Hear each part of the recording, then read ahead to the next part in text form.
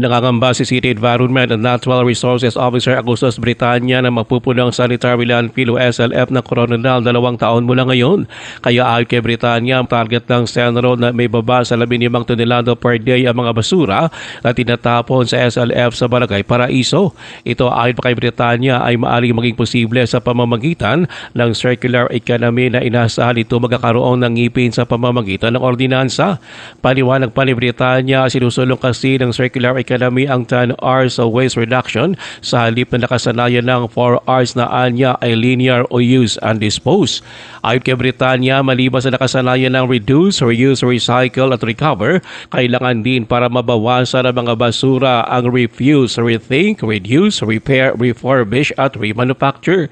Binigyan din pa ni Britanya na kapag hindi na kontrol ang dami ng mga basura na tinatapon sa SLF, darating ang araw na lalala pa ang problema sa basura sa Coronadal. But after 2 years, that's the problem. Because subong, ang bilog ng Coronadal na mudamos ang subdivision. Maski hindi na lang. So hindi ka na pwede makaput up sang sanitary landfill because dapat ang sanitary landfill ni Moises 1 kilometer away from the built-up areas. Si City Environment and Natural Resources Officer Augustus Britanya, Ruel Usano, NDBC Bida Balita.